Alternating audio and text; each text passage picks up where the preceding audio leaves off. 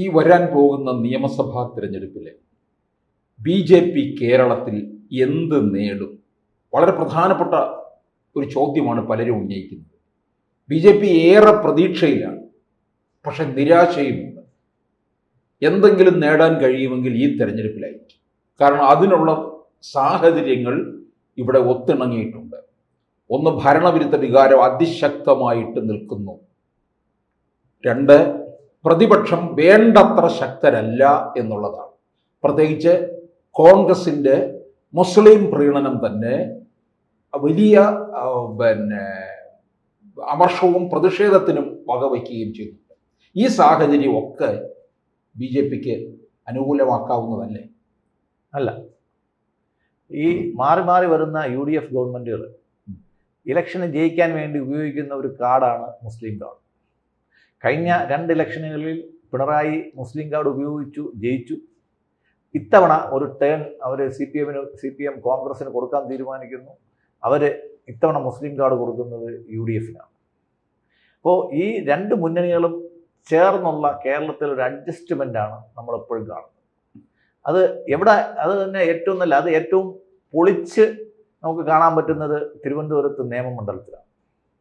കുമ്മനം രാജശേഖരൻ ജയിക്കും എന്നുള്ള, അതായത് ഒ രാജഗോപാലിൻ്റെ സിറ്റിംഗ് മണ്ഡലത്തിൽ അദ്ദേഹത്തെ തോൽപ്പിക്കാൻ വേണ്ടിയിട്ട് മാത്രം കെ മുരളീധരൻ എന്ന് പറയുന്ന ഒരു നായർ നേതാവ് എന്ന് ഞാൻ പറയുന്നത്, ഒരു മാരാർ സമുദായത്തിൻ്റെ നേതാവ് തിരുവനന്തപുരത്ത് നേമത്ത് വന്ന് മത്സരിച്ചു, കുമ്മനം രാജശേഖരനെ തോൽപ്പിച്ചു. അപ്പോൾ ഈ 2 മുന്നണികളും ചേർന്ന്, അതായത് ബി.ജെ.പിയെ തോൽപ്പിക്കേണ്ട ഒരു അവസരം വരികയാണെങ്കിൽ ഈ 2 മുന്നണികളും പച്ചയ്ക്ക് ചേർന്ന് നിൽക്കാൻ യാതൊരു മടിയുമില്ല എന്നുള്ളതിൻ്റെ ഏറ്റവും നല്ല ഒരു ഉദാഹരണമാണ്. ഇത് ഒരു തവണ അല്ല നടന്നിട്ടുള്ളത്. ഇപ്പോൾ നമ്മൾ ശബരിമല കൊള്ളയിലോട്ട് നമ്മൾ കടക്കുമ്പോഴത്തേക്കും നമ്മൾ ആദ്യം CPMനെ മാത്രം പറഞ്ഞുകൊണ്ടിരുന്നെങ്കിലും പിന്നീട് ഇറങ്ങി വന്നപ്പോഴത്തേക്ക് അവരുടെ കൂടെ സോണിയ ഉണ്ടായിരുന്നു. സോണിയ ഒരു പൊതുപ്രവർത്തകയാണ്. ഇപ്പം ഒരു പൊതുപ്രവർത്തക ഒരു ഗിഫ്റ്റ്, പ്രത്യേകിച്ച് സ്വർണം ഒരാളിൽ നിന്ന് സ്വീകരിക്കുന്നുണ്ടെങ്കിൽ അത് അഴിമതിയാണ്. അപ്പോൾ സോണിയയും ഇറങ്ങി വരുമെന്നും കോൺഗ്രസ് ഇറങ്ങി വരുമെന്നും കണ്ടു. പെട്ടെന്ന് കോൺഗ്രസിൻ്റെ ശബരിമല കൊള്ള നിന്നു. ഇപ്പം കഴിഞ്ഞ തദ്ദേശ തെരഞ്ഞെടുപ്പിൽ പോറ്റിയെ കയറ്റിയെ എന്ന് പറഞ്ഞാണ് UDF ജയിച്ചതെങ്കിൽ പോറ്റിയെ ഇറക്കിയേ എന്ന് പറഞ്ഞായിരിക്കും അവർ അടുത്ത ഇലക്ഷൻ വീണ്ടും ജയിക്കാൻ പോകുന്നത്. കാര്യം അടൂർ പ്രകാശിനെ ചോദ്യം ചെയ്തത് അവർക്ക് ക്ഷീണം ഉണ്ടാക്കും. അടൂർ പ്രകാശ് എന്നുള്ള ഒരാൾ മാത്രമല്ല, ഇതിനകത്ത് കോൺഗ്രസിൻ്റെ ഒരുമാതിരിപ്പെട്ട എല്ലാ പേരും ഇതുമായിട്ട് ഏതെങ്കിലും രീതിയിൽ ബന്ധപ്പെട്ടതായിട്ട് നമ്മൾ കാണാൻ സാധിക്കും. കാര്യം ഇന്നലെ തന്നെ ആൻ്റണിയുടെ പേര് ഇതിൻ്റെ കൂടെ പരാമർശിക്കുന്നതാണ്. അതായത് തന്ത്രി ഇട്ട പൈസ ആൻ്റണി എടുത്തു എന്ന് പറയുന്നതിൻ്റെ അർത്ഥം മനസ്സിലായല്ലോ. തന്ത്രി നെടുമ്പറമ്പിൽ ഇട്ട പൈസ ആൻ്റണി എടുത്തു എന്നുള്ളതും ആ ഇട്ടത് LDFൻ്റെ ഘടകകക്ഷിയുടെ നേതാവിൻ്റെ സ്ഥാപനത്തിലാണെന്നുള്ളതും മനസ്സിലായല്ലോ. എന്നിട്ട് അതിന് അദ്ദേഹം പറയുന്ന വിചിത്രമായ ന്യായം, അദ്ദേഹം ഇലക്ഷൻ ഫണ്ടായിട്ടാണ് 2 കോടി കൊടുത്തതെന്ന് പറയുന്നത്.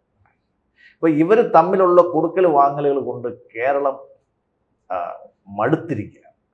ഏത് കേസ് അന്വേഷണമായാലും ഇപ്പോൾ തന്നെ നമ്മൾ കാണുന്നുണ്ട്. ഈ ശബരിമല കൊള്ളക്കേസിൽ അറസ്റ്റിലായ ഓരോരുത്തരായിട്ട് ഇറങ്ങി വരുന്നത് നമ്മൾ കണ്ടു. ഇവിടെയും ശബരിമല കേസ് CBI അന്വേഷിക്കണമെന്നും പറഞ്ഞ് ഹർജി കൊടുക്കാൻ പോയത് വിശ്വഹിന്ദു പരിഷത്തും രാജീവ് ചന്ദ്രശേഖറും മാത്രമാണ്. ആയിരക്കണക്കിന് അഭിഭാഷകരുള്ള സംഘടനയുടെ തലപ്പത്തിരിക്കുന്ന ആൾക്കാരാണ് കോൺഗ്രസ്. എന്താ കോൺഗ്രസിൻ്റെ ഒരു നേതാവും ഇതിൻ്റെ അന്വേഷണം വ്യക്തമാക്കണമെന്നും പറഞ്ഞുകൊണ്ട് കോടതിയിൽ പോകാത്ത കാര്യം എന്ത്? അന്നൊന്നും കോൺഗ്രസ് നേതാക്കളുടെ പേരൊന്നും വെളിയിൽ വന്നിട്ടില്ലായിരുന്നു. അപ്പോൾ അവർക്കത് മനസ്സിലായി. 99 തൊട്ടേ ഭരിച്ചിട്ടുള്ള ദേവസ്വം ബോർഡ് ഭരിച്ചിട്ടുള്ള കോൺഗ്രസിൻ്റെ ദേവസ്വം ബോർഡ് പ്രസിഡന്റുമാരും അംഗങ്ങളും എല്ലാം ഇതിനകത്ത് കാലക്രമേണ പ്രതികളാവുമെന്ന് അവർക്ക് നേരത്തെ അറിയാമായിരുന്നു. അപ്പോൾ ഇത് 2 മുന്നണികളും ചേർന്നുള്ള ഒരു അഡ്ജസ്റ്റ്മെൻറ്റാണ്. അപ്പോൾ ദേശീയ രാഷ്ട്രീയത്തിൽ കാണുന്ന മാതിരി നമ്മൾ ഇപ്പോൾ അല്ലെങ്കിൽ പോപ്പ് സുകുമാരൻ നായർ പറയുന്ന മാതിരി സമദൂരമായിരിക്കുമെന്ന് 3 പേര് വിചാരിക്കുന്നുണ്ടെങ്കിൽ അല്ല. അവരെ സംബന്ധിച്ചോളം ശരിദൂരമാണ് കറക്റ്റ്. ബി.ജെ.പിയെ ഒഴിവാക്കി നിർത്താൻ കിട്ടുന്ന ഓരോ അവസരവും കമ്മ്യൂണിസ്റ്റ് പാർട്ടിയും കോൺഗ്രസും ഒരിക്കലും ഒഴിവാക്കില്ല എന്നുള്ള കാര്യം നമ്മൾ ഓർക്കണം. നമ്മൾ ചരിത്രത്തിലോട്ട് പോവുകയാണെങ്കിൽ പണ്ട് നമ്മുടെ നരസിംഹറാവുവിൻ്റെ സമയത്ത് ലോക്സഭയിൽ സ്പീക്കർ ഇലക്ഷൻ വന്നപ്പോഴത്തേക്ക് നരസിംഹറാവു പറഞ്ഞ ഒരു കണ്ടീഷനാണ്, സ്പീക്കർ ഇലക്ഷന് ബി.ജെ.പിക്കാർ ഞങ്ങളെ വോട്ട് ചെയ്യണം, ഞങ്ങൾക്ക് വോട്ട് ചെയ്യണം. പക്ഷേ ഡെപ്യൂട്ടി സ്പീക്കർ സ്ഥാനം നിങ്ങൾക്ക് തരാൻ പറ്റത്തില്ല, ഞങ്ങൾക്ക് CPMന് അല്ലെങ്കിൽ ADMK കൊടുക്കുള്ളൂ. കാര്യം അവർ മതനിരപേക്ഷരാണ്. അതായത് സ്പീക്കറാവാൻ അവർക്ക് ഈ മതനിരപേക്ഷ അല്ലാത്ത BJPയുടെ വോട്ട് കുഴപ്പമില്ല. പക്ഷെ ഡെപ്യൂട്ടി സ്പീക്കർ സ്ഥാനം നമുക്ക് മതനിരപേക്ഷവർക്ക് കൊടുക്കാവൂ എന്നുള്ളത്, അതായത് ഹിന്ദുക്കളെ വരിഞ്ഞു മുറുക്കി ഒറ്റപ്പെടുത്തി ഞെക്കിക്കൊല്ലുന്ന ഒരു രീതിയാണ് നമ്മൾ കാലാകാലങ്ങളായിട്ട് കണ്ടുവന്നത്. ഈ ഇലക്ഷനിലും അത് തന്നെയാണ് സംഭവിക്കാൻ. അതായത് BJP ജയിക്കാൻ സാധ്യതയുണ്ട് എന്ന് കാണുന്ന സ്ഥാനത്ത് കോൺഗ്രസിനാണ് സാധ്യതയെങ്കിൽ, CPM-നാണ്, ഇപ്പോൾ ശിവൻകുട്ടിക്കാണ് സാധ്യതയെങ്കിൽ നേമത്ത് കോൺഗ്രസ് വളരെ വീക്കായിട്ടുള്ള ഒരു സ്ഥാനാർത്ഥിയെ ഇത്തവണ നിർത്തും. കാര്യം അവർ സ്ട്രോങ് ആയിട്ടൊരു സ്ഥാനാർത്ഥിയെ നിർത്തിയാൽ രാജീവ് ചന്ദ്രശേഖർ തോക്കുമെന്നറിയാം. അവർ ഏതെങ്കിലും ഘടകകക്ഷികൾക്കോ അല്ലെങ്കിൽ JSSനോ അങ്ങനെ ആർക്കെങ്കിലും ആ സീറ്റും കൊടുക്കും. അപ്പോൾ BJP ജയിക്കാതിരിക്കാൻ വേണ്ടിയിട്ട് അക്കൗണ്ട് പൂട്ടിക്കാൻ ഇറങ്ങി. അതുകൊണ്ടാണ് ശിവൻകുട്ടി എന്ന് പറയുന്ന കുരുത്തം കെട്ടവൻ വിളിച്ചു ചോദിക്കുന്നത് സതീശൻ വന്ന് ഇവിടെ മത്സരിക്കാൻ പറ്റുമോ. എന്താ പിണറായിക്ക് ഒന്ന് തിരുവനന്തപുരത്ത് മത്സരിക്കാൻ? പിണറായി ഈ 10 വർഷമായിട്ട് താമസിച്ചിരിക്കുന്ന തിരുവനന്തപുരം മണ്ഡലത്തിൽ പിണറായിക്ക് മത്സരിക്കാൻ പറ്റൂ? തിരിച്ചു ചോദിക്കാൻ ആരുമില്ല. പറവൂർ തിരുവനന്തപുരത്ത് മത്സരിക്കാമോ എന്ന് പറവൂർ MLA ആയ VD സതീശൻ്റെ അടുത്ത് ചോദിച്ചപ്പോഴത്തേക്ക് എന്താ സതീശൻ്റെ വായിൽ പഴമായിരുന്നു. 10 വർഷമായിട്ട് ഭരിക്കുന്ന തിരുവനന്തപുരം മണ്ഡലത്തിലോ അല്ലെങ്കിൽ വട്ടിയൂർക്കാവ് മണ്ഡലത്തിലോ നിങ്ങളുടെ പിണറായി വിജയൻ മത്സരിക്കുകയാണെങ്കിൽ ഞാൻ തിരുവനന്തപുരത്ത് വന്ന് മത്സരിക്കാമെന്ന് പറയും. അപ്പോൾ ഇത് ഇവർ സതീശനെ കൊണ്ട് തിരുവനന്തപുരത്ത് കൊണ്ട് വരുത്തിക്കുക എന്നുള്ളത് BJP ജയിപ്പിക്കാതിരിക്കാൻ വേണമെങ്കിൽ സീറ്റ് വെച്ച് മാറാൻ തയ്യാറാണ്. VD സതീശൻ നിൽക്കുകയാണെങ്കിൽ ശിവൻകുട്ടി അനാരോഗ്യം പറഞ്ഞിട്ട് നേരത്തെ നിയമസഭയിൽ മലർന്നു കിടന്ന മാതിരി ആംബുലൻസിൽ കയറി മലർന്നു കിടന്നിട്ട് എനിക്ക് അസുഖമാണ് അതുകൊണ്ട് ഞാൻ മത്സരിക്കുന്നില്ല വേണമെങ്കിൽ. അതുകൊണ്ട് ഈ BJP ഈ കാണുന്നത് ഒന്നും വിശ്വസിക്കരുത്. അവരെ സംബന്ധിച്ചിടത്തോളം ഇവരെ പരാജയപ്പെടുത്താൻ, അതായത് ഒരു യുദ്ധത്തിൽ നമ്മളെ കൂടെ ഇല്ലാത്തവരെല്ലാവരും നമുക്കെതിരാവും എന്നുള്ള ഒരു കണക്കൂട്ടൽ വേണം BJP മുന്നോട്ട് പോകാൻ. BJPയുടെ കൂടെ ഉള്ള ഘടകകക്ഷികളെ ഒന്നും അവർ നേരെ കൂട്ടുന്നില്ല. അത് അവരുടെ ഒരു വലിയ പരാജയമാണ് ഇത്രയും കാലങ്ങളിൽ. ശിവസേനയെ പോലെ BJPയുമായിട്ട് സംഘപരിവാറുമായിട്ട് അടുത്ത് നിൽക്കുന്ന ഒരുപാട് സംഘടനകൾ കേരളത്തിലുണ്ട്. ഈ സംഘടനകളെ ഒന്നും കൂടെ കൂട്ടാൻ BJPക്ക് വിശ്വാസവുമില്ല, ആത്മാർത്ഥതയില്ല. ഇത് അവരുടെ ഒരു വലിയ പരാജയത്തിലോട്ട്. മറിച്ച് കോൺഗ്രസ് നമ്മൾ ഇടതുപക്ഷത്ത് നോക്കുക, 12, 14, 16 എത്ര കക്ഷികളുണ്ടെന്ന് അറിയത്തില്ല. ഏകദേശം 14ഓളം കക്ഷികളുണ്ടെന്നാണ് പറയുന്നത് LDFൽ. കോൺഗ്രസ്സിൽ അവർ വേണ്ടാന്ന് പറഞ്ഞിട്ട് 3 പേരെ അവർ ഘടകകക്ഷികളായിട്ട് ചേർത്തേക്കുന്നു. BJP ഏതെങ്കിലും ഒരു ഘടകകക്ഷികൾ ഈ അടുത്ത കാലത്ത് ആരെങ്കിലും ചേർത്തോ? സാബു ജേക്കബ് വന്ന് ചേർന്നു എന്നുള്ളത് വേറൊരു കാര്യമാണ്. വേറെ ആരെങ്കിലും ഇവർ പരിശ്രമിച്ച് ചേർത്തോ? ഇല്ല. ഇപ്പോൾ തിരുവനന്തപുരത്ത് തന്നെ വിഷ്ണുവിൻ്റെ സഹോദരൻ, രക്തസാക്ഷിയായ വിഷ്ണുവിൻ്റെ സഹോദരൻ CPM-നെതിരായിട്ട് സംസാരിച്ചു. അദ്ദേഹത്തെ BJPയിൽ കൊണ്ടുവരുന്നതിന് പകരം അദ്ദേഹത്തിന് കോൺഗ്രസിനെ സംഭാവന ചെയ്യുകയാണ് ചെയ്തത് BJP. അപ്പോൾ ഈ കിട്ടാവുന്ന ഓരോ അവസരങ്ങളും കളഞ്ഞു കുളിക്കുന്നതിന് വേണ്ടിയിട്ട് BJP ഒരു മടിയും കാണിക്കുന്നില്ല എന്നുള്ളതാണ് ഒരു രസകരമായിട്ടുള്ള കാര്യം. പിന്നെ അധികാരവും മധുരവും നമുക്ക് തലയ്ക്ക് മത്ത് പിടിപ്പിക്കും. അപ്പം തിരുവനന്തപുരത്ത് അധികാരം കിട്ടിയതിൻ്റെ പുറത്ത് അവർക്ക് മത്ത് പിടിച്ചിട്ടുണ്ടെങ്കിൽ അത് പൂർണ്ണ പരാജയത്തിലോട്ട് പോകും എന്നുള്ള കാര്യത്തിൽ ഒരു സംശയവും. മത്ത് പിടിച്ചിട്ടുണ്ട് അല്ലേ? മത്ത് പിടിച്ചിട്ടുണ്ട്.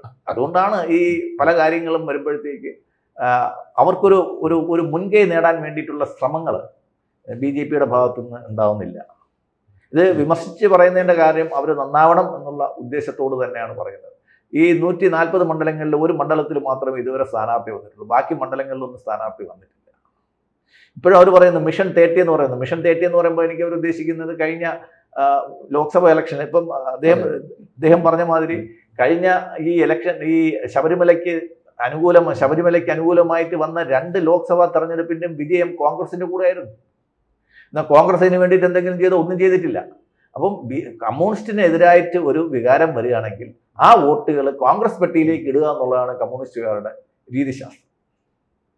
ആ വോട്ടുകൾ സമാഹരിക്കാനോ അവിടെ പൊതുസമ്മതനായ ഒരു സ്ഥാനാർത്ഥിയെ നിർത്താനോ ഒന്നും BJP തയ്യാറായിട്ടില്ല. കേരളത്തിൽ നമ്മൾ BJPക്ക് CPM ഒരിക്കലും ജയിച്ചു വരില്ല എന്ന് നമ്മൾ ഉദ്ദേശിച്ചിരുന്ന മലപ്പുറം ജില്ലകളിൽ പോലും 7ഓളം സീറ്റുകൾ ഇപ്പോൾ CPM-ൻ്റെ കയ്യിലുണ്ട്. അവിടേക്ക് എങ്ങനെയാണ് അവർ നേടിയത്? പൊതുസമ്മതന്മാരായ സ്വതന്ത്രന്മാരെ നിർത്തുക. ഇപ്പോൾ കുമ്മനം രാജശേഖരൻ മത്സരിച്ച് ജയിക്കാൻ പറ്റില്ല എന്നൊരു സ്ഥാനത്ത് വിശ്വഹിന്ദു പരിഷത്തിൻ്റെ ഒരു നേതാവ് നിന്ന് മത്സരിക്കാൻ തയ്യാറാണെങ്കിൽ അവരെ നിർത്താനുള്ള സംവിധാനം ചെയ്യണം. അതിന് പകരം നിന്ന് തോൽക്കാൻ വേണ്ടിയിട്ട് ഇപ്പം നമ്മൾ മാമാങ്കം ആഘോഷിക്കുന്നുണ്ട്. മാമാങ്കം നിർത്തിയത് തന്നെ ഒരു ചാവേറിൻ്റെ ഒരു രീതി കൊണ്ടാണ് നമ്മൾ നിർത്തിയത്.